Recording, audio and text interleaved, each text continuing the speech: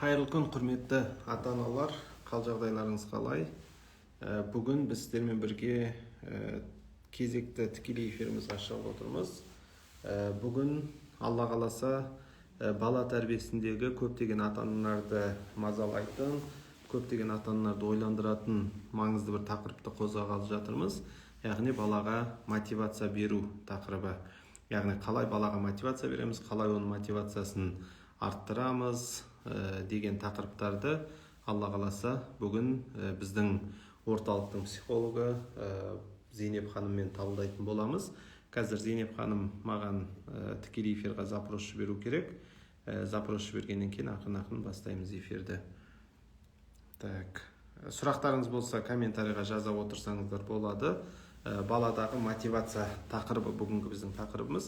Яғни қалай мотивацияны арттырамыз, қалай оны күшейтеміз, немесе мотивацияға кері әсер ететін нәрселеріне, мотивацияның түрлері қандай деген секілді тақырыптардың айналасында бүгін пайдалы бір эфир болады деп иншалла күтемін. Қонағымыз Зейнеп ханым міне бізге запрос жіберді. Қазір бастаймыз.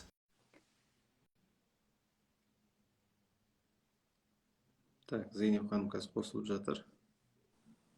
Қосылды. Зейнеп ханым, қайырлы күн. Қайырлы күн. Қалыңыз қалай? Жақсы, өздеріңіз қалайсыздар? Жақсы, рахмет. Қош келдіңіз эфирге. Рахмет.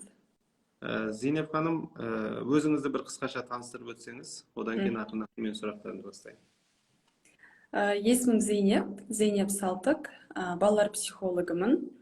Түркия елінде Газ университетінің түлегімін, осы педагогика және психология мамандығы бойынша.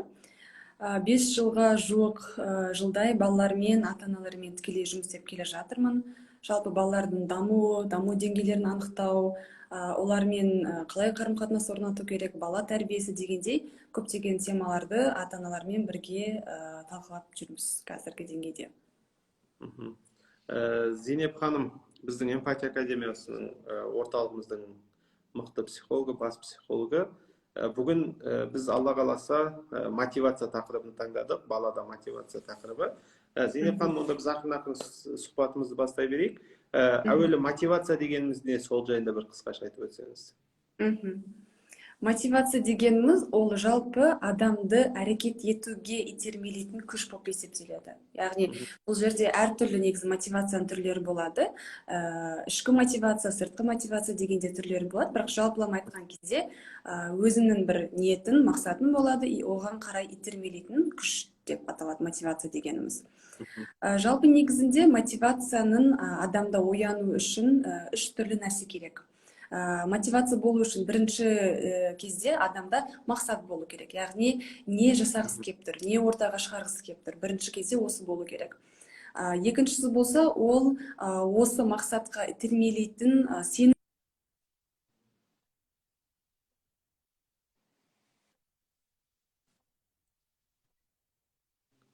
Зейнеп ханым, дауысыңыз естілмей қалды.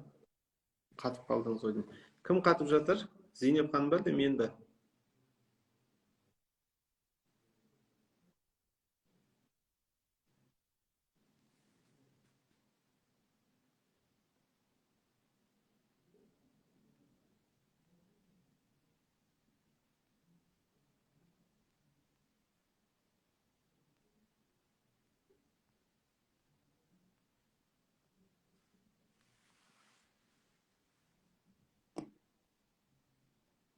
Зейнеп ханым қатып қалды.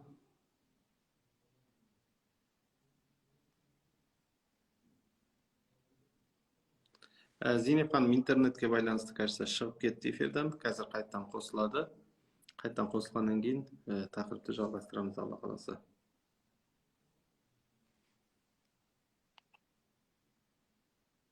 Қазір Зейнеп ханымды күтейік. Мотивация сонымен адамды әрекет етуге итермелейтін күш екен. Қазір соны ары қарай тереңірек, толығырақ Зейнеп ханым бізге ашып түсіндіріп беретін болады. Сіздерде осы мотивацияға қатысты сұрақтарыңыз болса, комментарийға жазып, сұрап, пікір білдіріп отырыңыздар. Екі жақты қарым-қатынас болсын. Қазір Зейнеп ханымнан қайттан эфирға қосылуын күтудеміз. Қазір қайттан запрос тастау керек.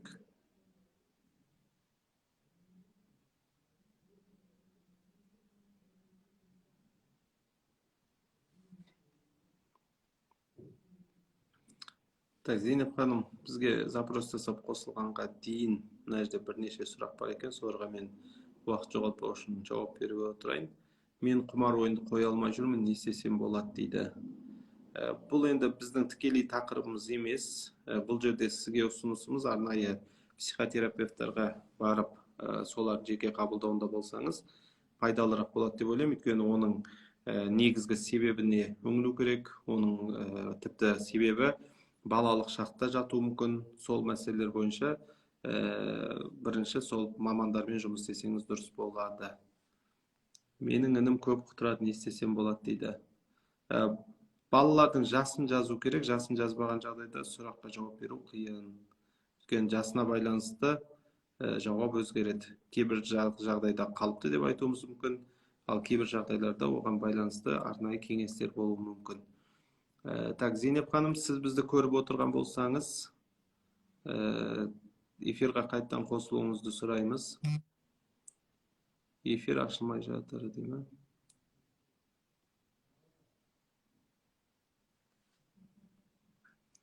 Так, менің үш ұлым ата-енемнің қолында тұрды, сол дұрыс па дейді.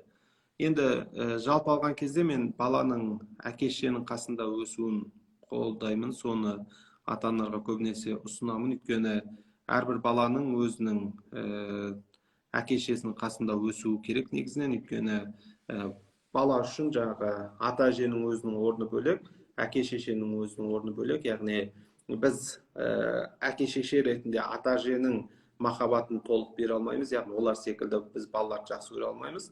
Дәл сол секілді ата-әже де әке-шешенің махаббатын, әке-шешенің мейірімін, әке-шешенің беру керек тәрбиесін өкінішке орай бере алмайды. Сондықтан да мүмкіндік болса, әр бала өзінің әке-шешесінің қасында өсу керек. Ата-әже де солардың қасында болса дұрысырақ болады. Яғни тек қана баланы алып толығымен ата-әжеге беріп жіберу деген нәрсе бұл құптарлық әрекет емес, құрметті ата-аналар.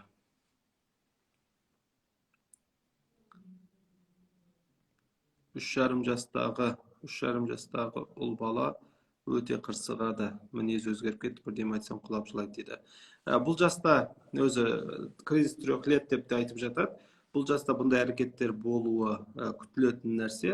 Және бұл жаста балада манипуляция арқылы ата-анаға өзінің қалауын орындату, ата-анаға билігін орындату, билік құру деген секілді процестер іске асып жатады. Сондықтан да бұл жастағы балалармен жұмыс істеудің әдіс тәсілін сізге үйрену керек.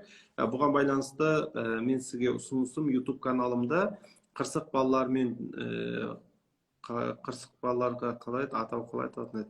қырсық балалармен жұмыс істеу ма, сондай бір атаумен видео сабағым бар. Осыдан 3-4 жыл бұрын түсіріп жүктеп қойғам. Сол сабақты көрсеңіз, сол жерде осы манипуляциямен қалай жұмыс істеу керек, бала жылап жерге жатып алған кезде не істеу керек, осы секілді жалпы әдістермен ата-анаға сөзін өткізуге, ата-анаға билік орнатуға тырысқан кезде қалай әрекет ету керек екендігі сол видеомда бар. Сол видеоны көруді ұсынамын. YouTube-қа кіріп Елжас Ертайұлы қырсық бала десеңіз негізі шығу керек. Сол жерден осы видеоны көрсеңіздер, мен шамамен 10-15 минут көлемінде осыны жан-жақты талдап, бүкіл варианттарын, кейстарын айтып түсіндіруге тырыстым. Соны қарап шығыңыз. Жалпы негізі енді 2 жастан бастап баланың мінезінде өзгерістер болу қалыпты. Балада жаңағы өзінің мені пайда болады, өзінің қалаулары пайда болады. Бұрынғыдай сіздің айтқаныңызға бірден көне салмайды. Барлық нәрсеге мен деп тұрады мысалы. Және де жылау арқылы күшпен ата-анаға билік орнатуға тырысатын кезеңдер болады. Осы кезде ата-ана сауатты әрекет ету керек, яғни баланың жасының ерекшелігін ескере отырып және дұрыс әдіс тәсілдермен балаға сөзін өткізудің, балаға әсер ете алудың жолдарын білу керек. Ол үшін сол айтқандай YouTube-дағы видеомды көріңіздер. Жалпы негізі YouTube каналымда, құрметті ата-аналар, 200-ден астам видео сабағым бар. Нақты айтқан кезде қазір 212 болу керек. 212 видео сабағым бар. Бұның бәрі тегін сабақтар. Мен сіздерге айтарым, осы видео сабақтарды күніне көріп отырыңыздар.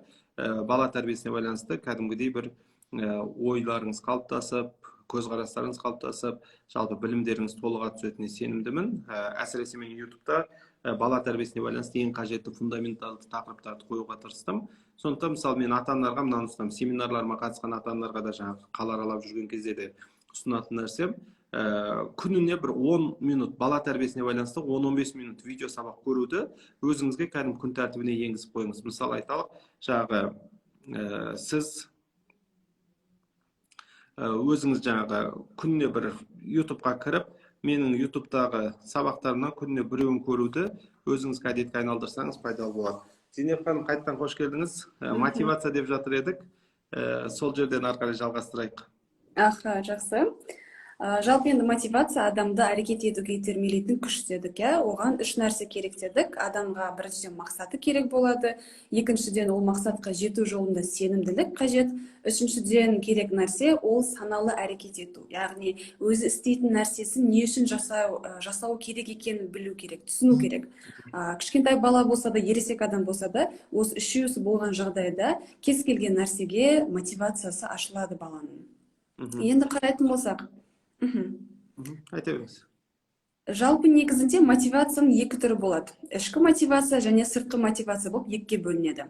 Ішкі мотивация дегеніміз ол жалпы баланың іштей бір нәрсенің қалап тұрып жасауы. Яғни біреулердің айтқаны бойынша сыйлық аламын, беске оқимын, тағы басқа дегенде себептермен емес, іштей өзі қалап қызыққаны үшін бір нәрсеге деген сондай әрекетке көшуі деп айта аламыз негізінде ішкі мотивацияны.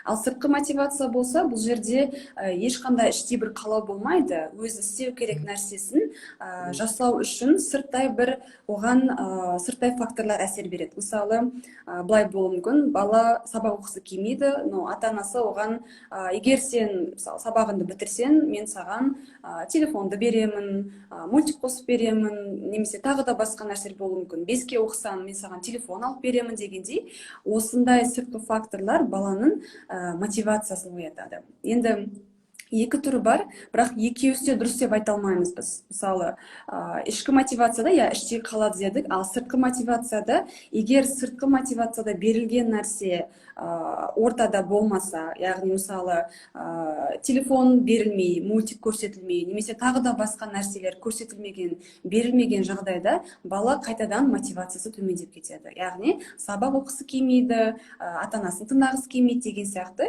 Бұл жерде негізгі болу керек мотивация ол ішкі мотивация. Яғни бала қандай да бір нәрсені істеу үшін өзі бірінші қалау керек. Бұл жерде енді ішкі мотивацияны ояту керек деп жатырмыз, ал ішкі мотивацияны біз қалай оятамыз? Немесе неліктен балаларда бұл нәрсе болмай жатыр, ішкі мотивациялар төмендеп жатыр дегенде, себептеріне тоқталатын болсақ, жалпы негізінде балалар дүниеге келгеннен бастап ішкі мотивациялар өте жоғары болады. Яғни кішкентай баланы елестететін болсақ, олар әртүрлі ойындар ойнайды, жүгіріп секіріп, диванға шығады, кез келген нәрсені өздері жасағысы келеді дегендей. Қаншалықты ата-ана оған қой десе де, жасама десе де, оларда бір сондай энергия, мотивация болады. Любой кез келген нәрсені жасауға деген. Мысалы, бір кішкентай бір жарым жастағы баланы ойлайтын болсақ, диванға шығу үшін мысалы, қанша рет талпынады, қанша рет, бірнеше рет шығуға тырысады, құлайды, қайтадан шығады дегендей. Сонда да оның мотивациясы түспейді. Енді бұл жағдайда ата-анамен байланысын ойлайтын болсақ, ата-ана оған ешқандай сыртқы бір фактор бойынша, давай сен диванға шық, мен саған осындай нәрсе алып беремін, мынандай нәрсе жасап беремін, мынандай ойындар ойнаймыз дегендей нәрселер айтпайды. Оны айтпағанның өзінде де бала өзі қалағаны үшін диванға шығуды үйренеді. Бұл диванға шығу дегендей, тамақ жеу дегендей болуы мүмкін. Кез келген нәрсені кішкентай жасында бала өзі қалағаны үшін жасайды. Ал өзі қалап тұрып жасағаны үшін де жақсы нәтижеге жете алады. Ал енді белгілі бір жасқа келгеннен кейін бұл ішкі мотивация төмендеп бастайды. Яғни 4-5 жастарда, көбінесе мектепке барғанда бұны көп байқаймыз, балалар сабақ оқысы келмейді, тапсырманы ата-анасы әрең дегенде орындатады. Айғай-шу болады баламен араларында, жазалауды қолдануға тырысады ата-аналар тапсырмалар жасату үшін. Енді неліктен ата-ана осындай жағдайға түсіп қалады? Неліктен бала сабақ оқысы келмейді, тапсырма орындағысы келмейді дегендей. Енді бұған тоқталатын болсақ, бала дүниеге келгеннен бастап ішкі мотивациясы жоғары болады дедік. Белгілі бір уақыттан кейін осылай өзгеруіне, значит, оның қасында жүрген ересек адамдардың бір әсері болып жатыр деген сөз. Яғни, ол дегеніміз баланың ата-анасы, оның мұғалімі, қасында жүрген үлкен ересек адамдар. Енді кішкентай жастағы балада кез келген нәрсені істеп жатқан кезде біз көбінесе не істейміз?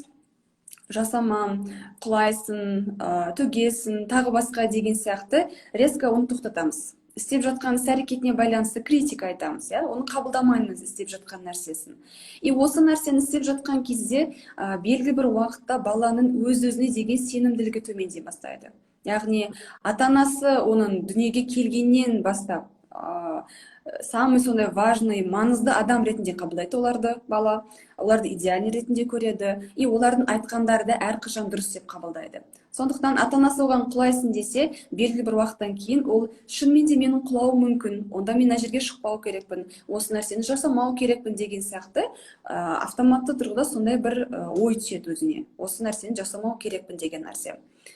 Ал одан кейін барып баланың кез келген әрекетін осы тоқтатудан бөлек кейбір кісілерде мысалы жан ашығаннан болады бұл нәрсе, кейбір кісілерде болады баласына сенбейді, бүлдіресін тағы басқа дегендей, ұрсады, айғайлайды, тағы басқа дегендей кез келген сондай бір реакциялар көрсете бастайды.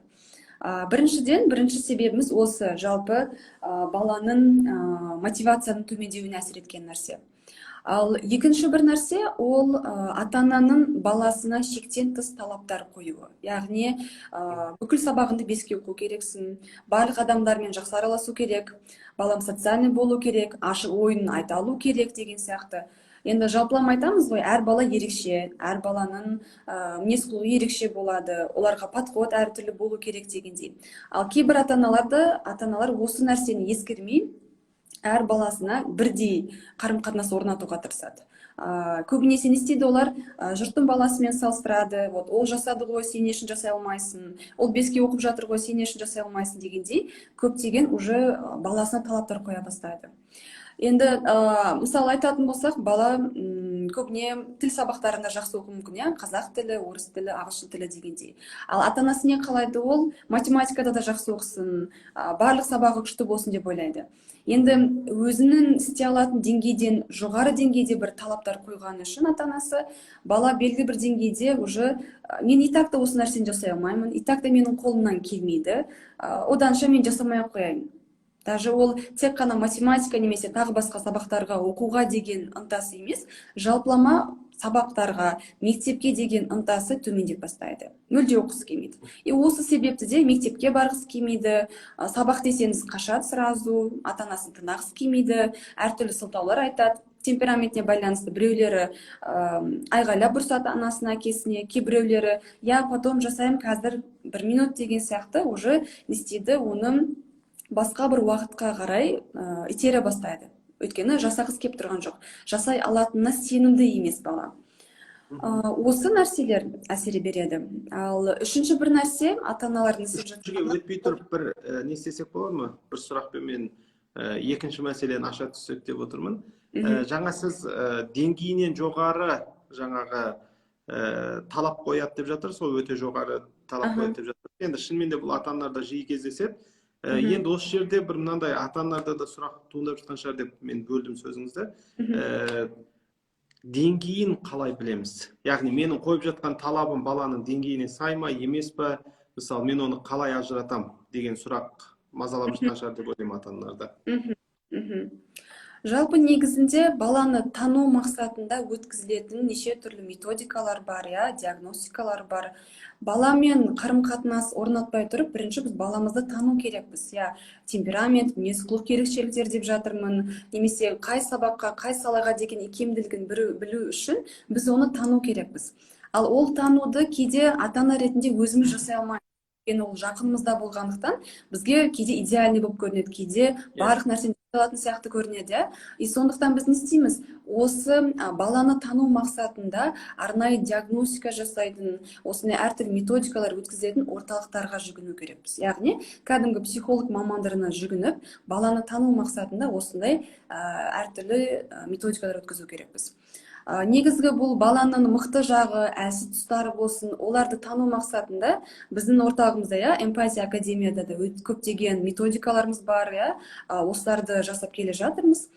Негізінде мен ұсынатын нәрсем кәдімгі орталығымызға келіп, ол диагностикадан өтіп, баласын әртүрлі танып, қалай подход жасау керек, қай сабақта мен оны ары қарай алып кетіп оқыту керекпін, мысалы интеллекті болсын, өзінің әлеуметтік дағдысы болсын дегендей, осылайша анасы, әкесі баласын жақсы тани алады. Оны танып подход жасау да өте оңай болады. Жақсы, рахмет. Қайттан мен жинақтап берейін сізге. Бірінші біз жаңағы көп кедергілер, шектеулер қойған кезде дедік, екіншісі жаңағы деңгейінен жоғары мақсат қойғанда дедік, ары қарай үш деп өзіңіз жалғастыра беріңіз.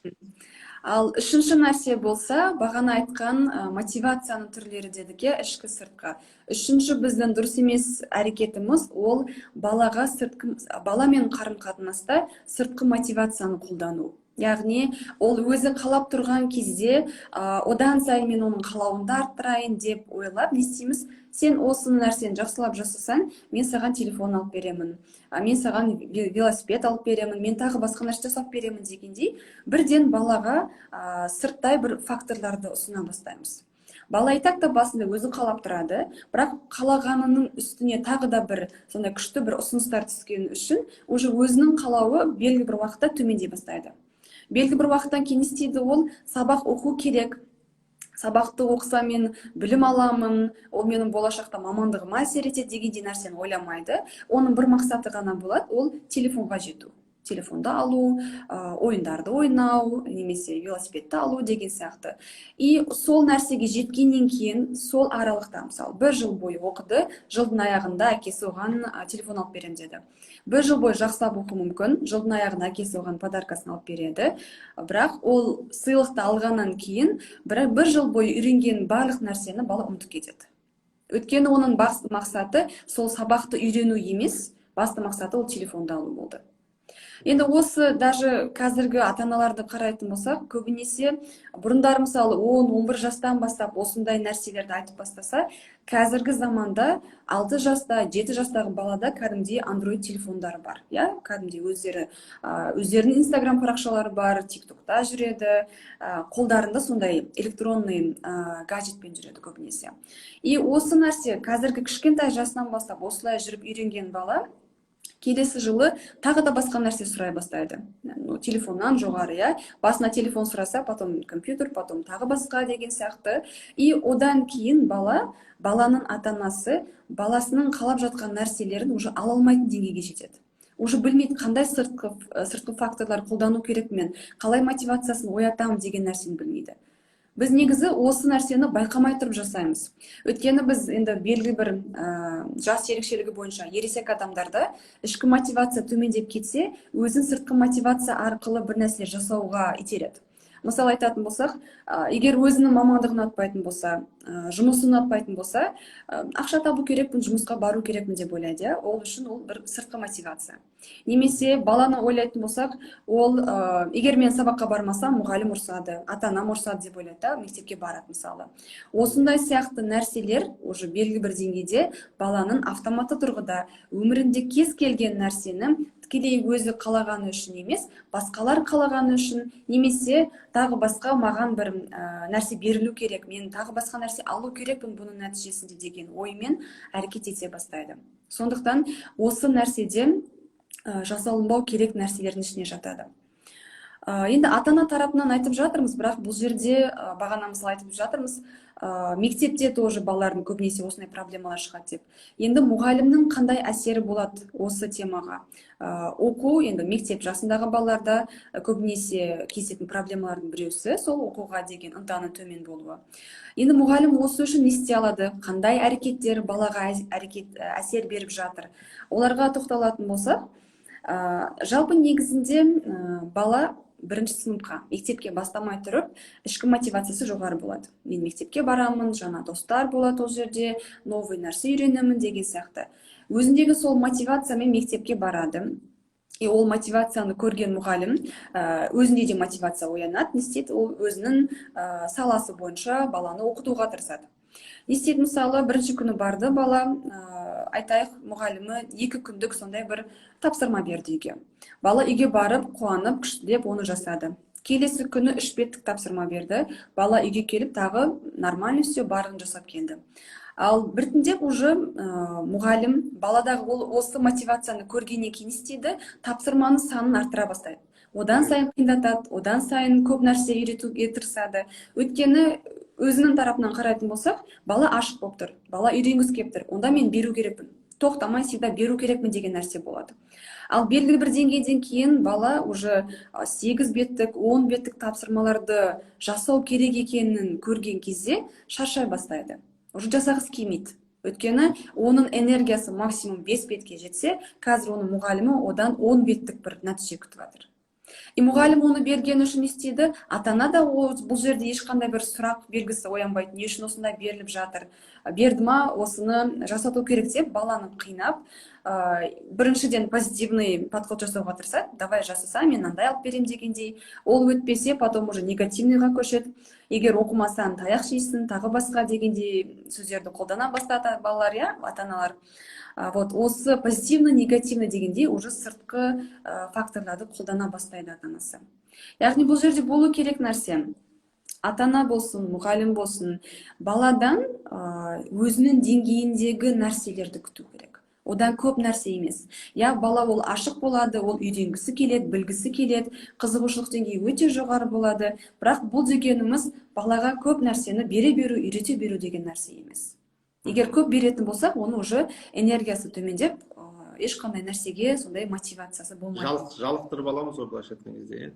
Жалықтырып аламыз, жалықтыру мәселесі. Ол өзімізде де сондай, ересек адам ретінде өзіміздің бір мықты сондай жақсы көретін бір пирожныйды ойлайтын болсақ, бір торт или тағы басқа шоколадтарды ойлайтын болсақ, жақсы көреміз, 1 күн жейміз, 2 күн жейміз, 3 күн жейміз, уже 4-ші, 5-ші күнде оны жегің келмей кетеді. Уже жалығып кетесің, жүрегің айнып кетеді ол тамақтан. Тура сол сияқты балаға да бір нәрсені үйрете беру, бір нәрсені бере беру ол дұрыс емес.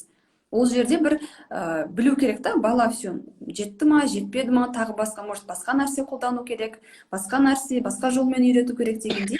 Осы нәрселерді біліп тұрып әрекет еткен кезде баладағы мотивация да әрқашан жоғары болады.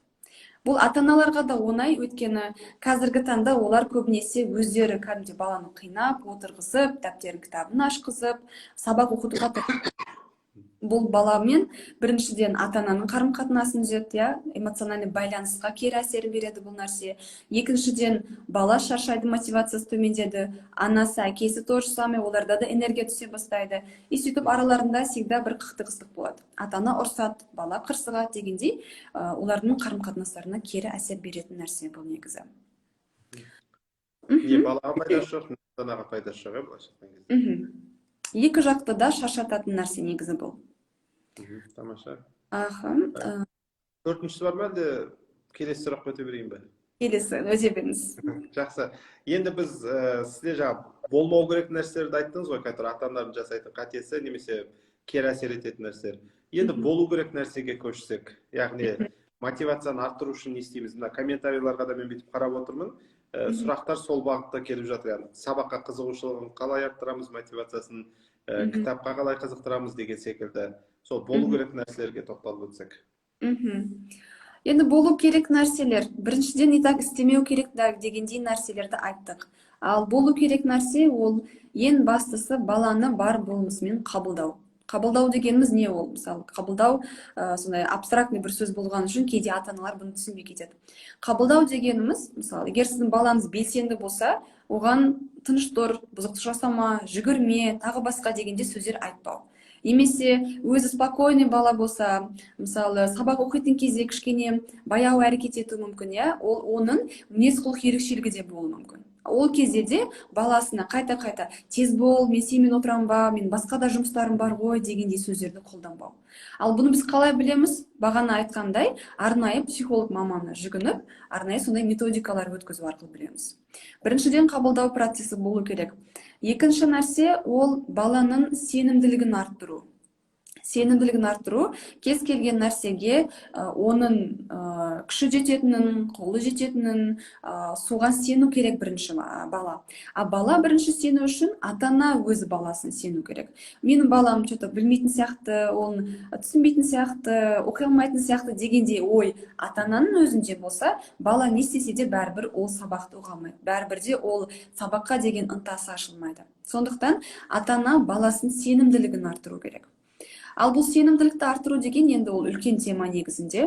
Бір-екі немен айтатын болсақ, баланың қабылдау процестері болу керек дедік. Одан кейін балада мысалы сабақты оқып жатқан кезде мысалы әдемілеп жаза алмауы мүмкін, бірақ ата-анасы оған поддержка болады, әдемілеп жазып жатсың, күшті жазып жатсың, мынау қандай күшті болған дегендей болуы мүмкін. Яғни қайта-қайта критика айтпау. Баланың істеп жатқан нәрсесіне мақтап, оны жалғастыруына қарай сондай бір энергия беру.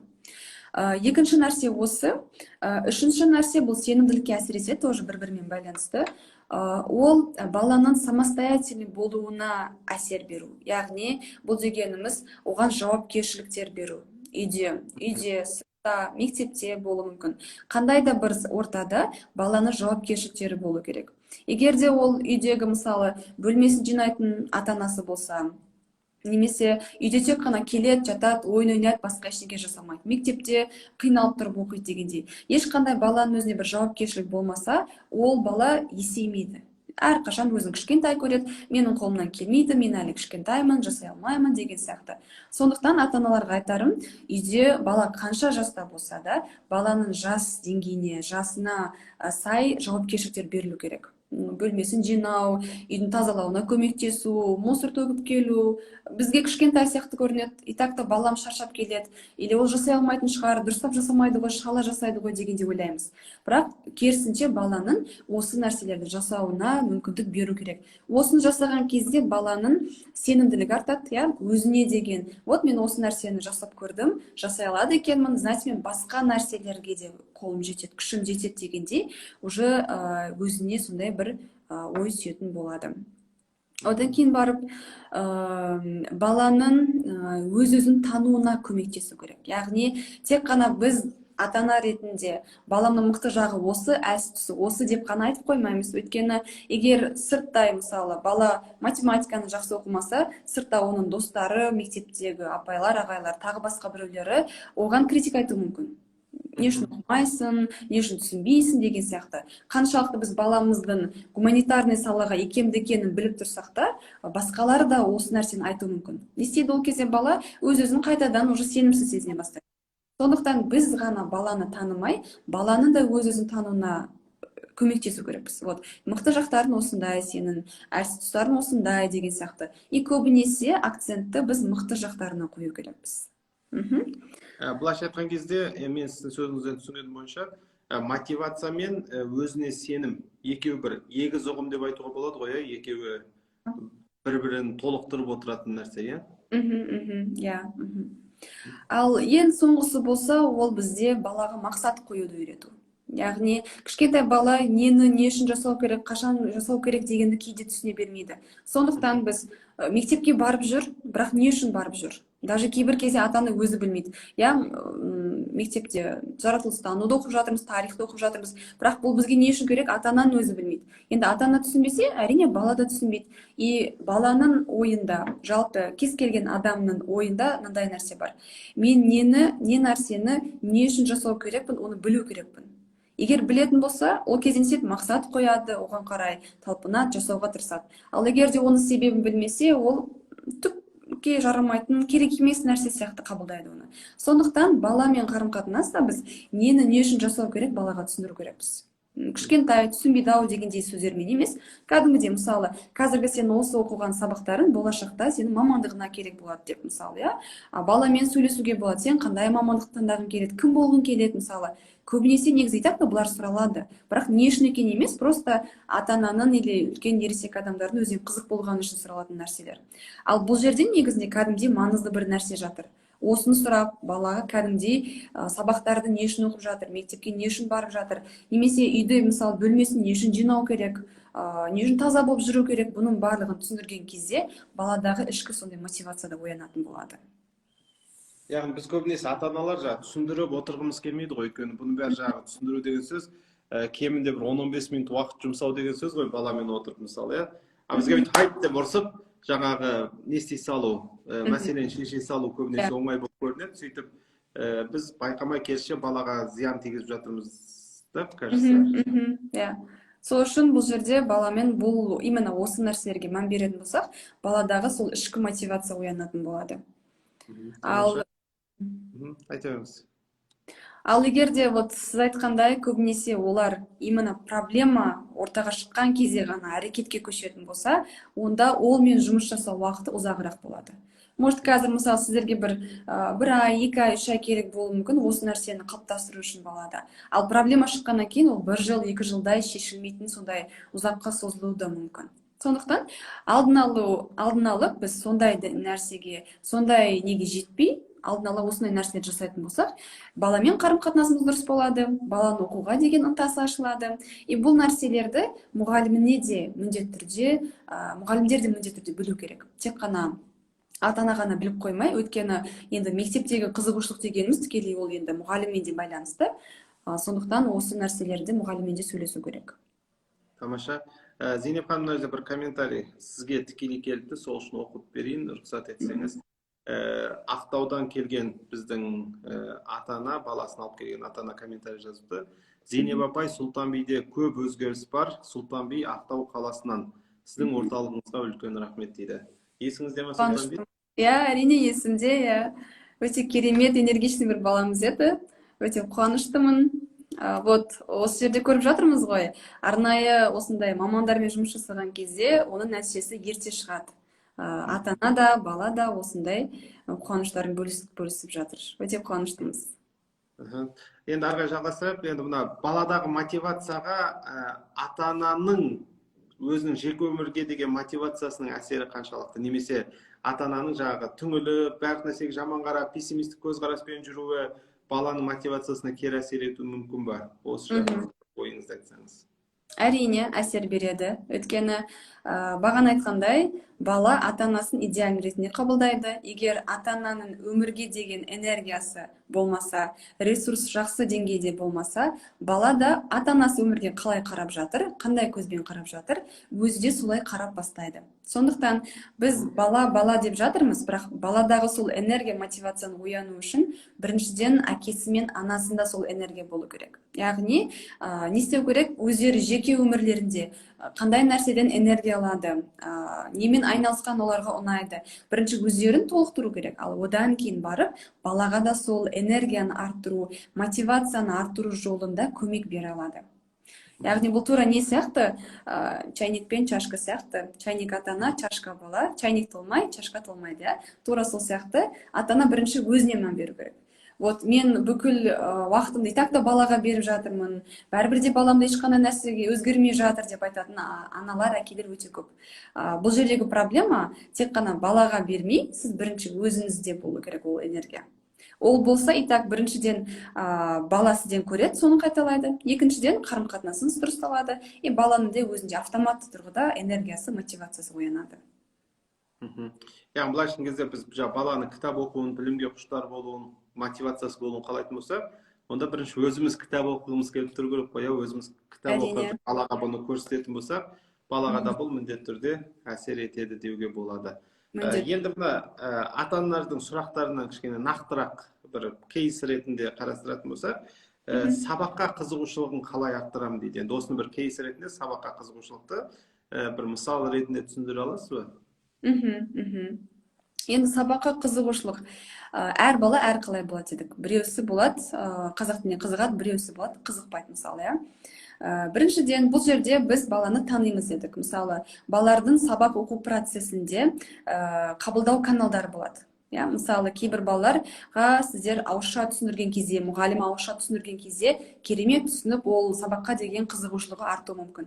Кейбір балалар болады, мысалы, оларға көру керек. Тыңдап қана жеткілікті емес, оған суретін көрсету керексің, видео слайд-шоулармен түсіндіру керексің дегендей. Үшінші бір тип бар, біз оны кинестетик деп айтамыз, яғни баланың оқу процесінде практиканы көп қолдану. айтатын болсақ, мысалы, тарих пәніне байланысты қандай да бір ақпарат алса, оны музейге апару керек. Биология пәнінен қандай да бір нәрсе үйренді ма, оны мысалы кәдімгідей жануарларды зерттеу керек, өсімдіктерді зерттеу керек дегендей, әртүрлі эксперименттер жасау дегендей. Яғни бұл жерде біз баланың сабаққа деген қызығушылығын арттыруымыз үшін оған қай жолмен сол сабақты үйрету керек, соны білу керекпіз. Оны істеген кезде балада так автоматты тұрғыда сондай бір не пайда болады, қызығушылық пайда болады. Осы нәрсе өте маңызды. Ал екінші бір мәселе, бұл жерде қазіргі балалардың гаджетте көп отыруы. Оны барлығымыз көп білеміз, байқап жатырмыз, телефон, компьютер дегендей. Бұл нәрседе баланың сабаққа деген қызығушылығын төмендетеді. Яғни ол жерде не істейді, бала ешқандай әрекет етпей, еңбектенбей, отырып 1 сағат, 2 сағат бойы әртүрлі қызықты нәрселер көреді. Ал ол қызықты нәрсені еңбектенбей алғаны үшін өмірінде де тура сол нәрсені қалайды ол. Мен вообще сабақ оқымай, бес алып жүрейін, ешқандай нәрсе істемей, барлығымен де күшті болып кетсін деген сияқты. Сондықтан біз осы тек қана баланы танып, соған қарай подход жасаудан да бөлек, оның қолында ұзақ уақыт бойы сондай гаджет болмау керек. Баланың жас ерекшелігіне байланысты бұлар өзгереді. Мысалы, 7 жастағы балаға 2 сағат, 3 сағат көру ол өте көп. 7 жастағы балаға ол, мысалы, шамамен 50 минут, 60 минут күніне осы уақыт аралығында ғана көру жеткілікті. Одан көп болмау керек. Жас ерекшелігіне байланысты қанша уақыт беру керекпін, қадағалап отыру процестер болу керек. Балаға бердім 1 сағат болды, все, өзінің қалағанын көре берсін деген нәрсе емес бұл жерде. Қандай мультик көріп жатыр, қандай ойын ойнап жатыр, бұларды да біздің білуіміз маңызды. Өйткені қазіргі мультиктардың, ойындардың өздерінде барлығымыз білеміз, олардың жылдамдықтары өте көп, кадрлары тез ауысады, бұның барлығы баладағы гиперактивностьті арттырады. Ал именно сабаққа келген кезде оны істеу керек, 45 минут, 40 минут бойы отыру керек, мұғалімді тыңдау керек, уже оған оның шыдамы жетпей қалады. Сондықтан да уақыт шектеулі болу керек, баламен осы уақыт бойынша келісілу керек, түсіндірілу керек.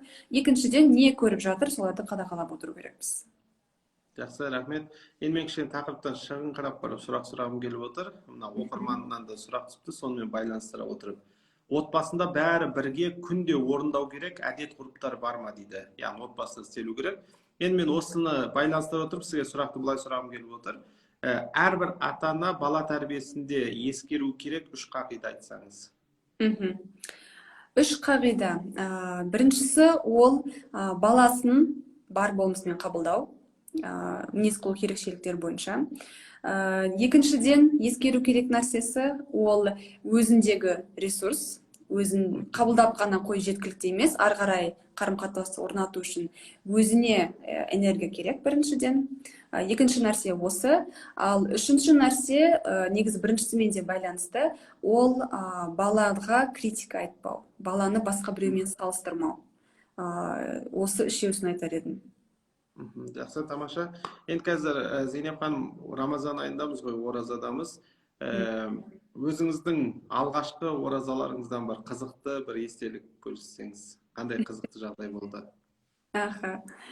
Енді ораза деген кішкентай кезде, кішкентай арасында 1 сағатқа, 2 сағатқа сөйтіп ұстап көресің. Ата-аналар, кейбір кісілер айтады, кішкентайсың, ұстама деген сияқты. Но бір рет есімде ұстағым келді.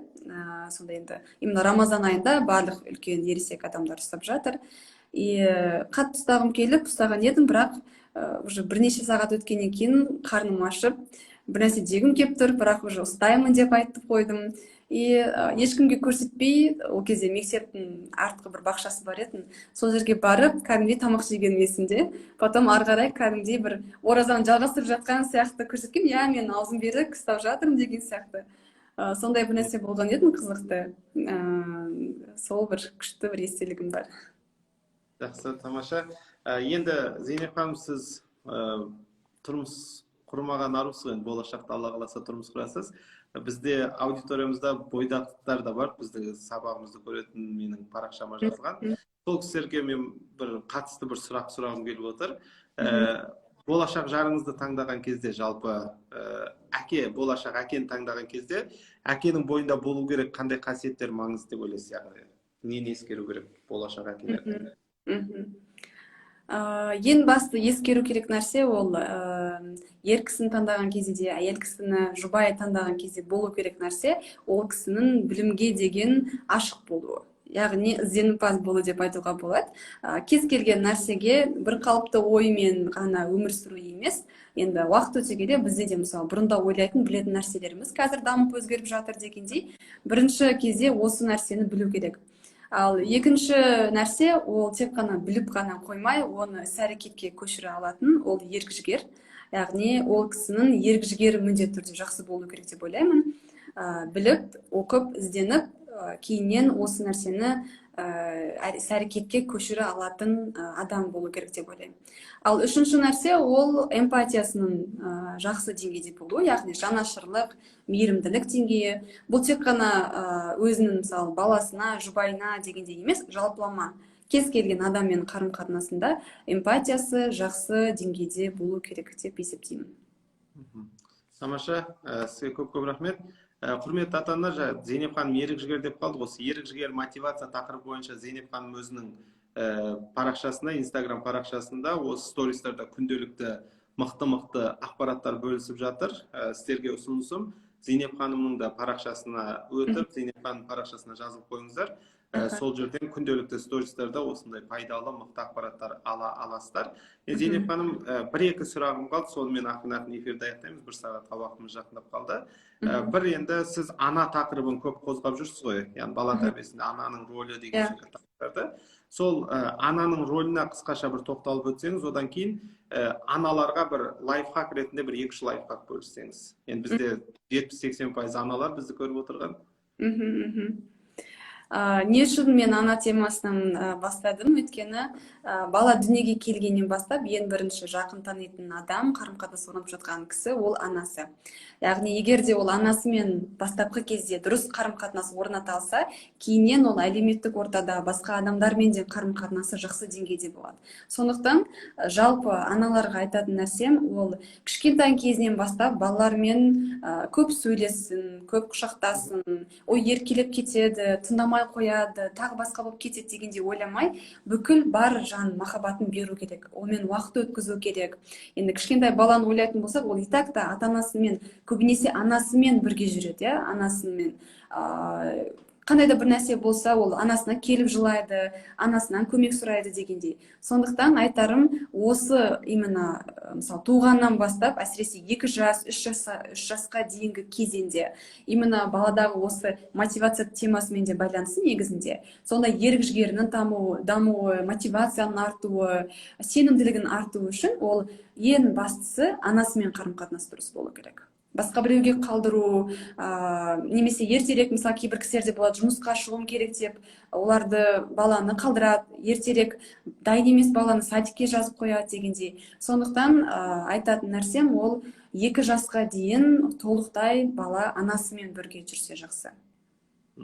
Енді 2 лайфхак аналарға. Анасы балалар, анасы мен әкесімен қарым-қатынасында біріншіден бала сізге қарсыластық білдіріп жатқан кезде бірден оған айғайлап, ұрсып, негативный не көрсетпеңіздер. Яғни бұл жерде істеу керек нәрсе, бала сізге айғайлап, ұрсып жатқан кезде хотя бы бір 10 секунд бір нәрсе айтпай тұрып, бір эмоцияңызды шығармай тұрып, 10 секунд ойланыңыздар. Яғни, балам не деп айтты, не қалап жатыр, не ойлап жатыр дегенді ойлауға өзіңізге мүмкіндік уақыт беріңіздер. Ең басты айтатын осы. Өйткені ата-аналар көбінесе бала құрметсіздік көрсетіп жатыр, бала тыңдамай жатыр деп резко олар да эмоциясын шығарады, резко айғайлап жібереді, одан соң бала да тыңдамай қояды дегендей. Бірінші айтарым негізінде осы. Ал екінші айтатын нәрсем ол міндетті түрде бұл телефонмен уақыт өткізу, баламен уақыт өткізу дегендейлер көбіне баланың тек қана отдельно оған телефон беріп қою тағы басқа емес. Бұны ата-ана бірге жасаса жақсы. Яғни бала ата-анасымен бірге отырып мультик көрсе, бірге ойындар ойнаса, бірге оны талқыласа, ол жақсы болады негізі. Жақсы, тамаша.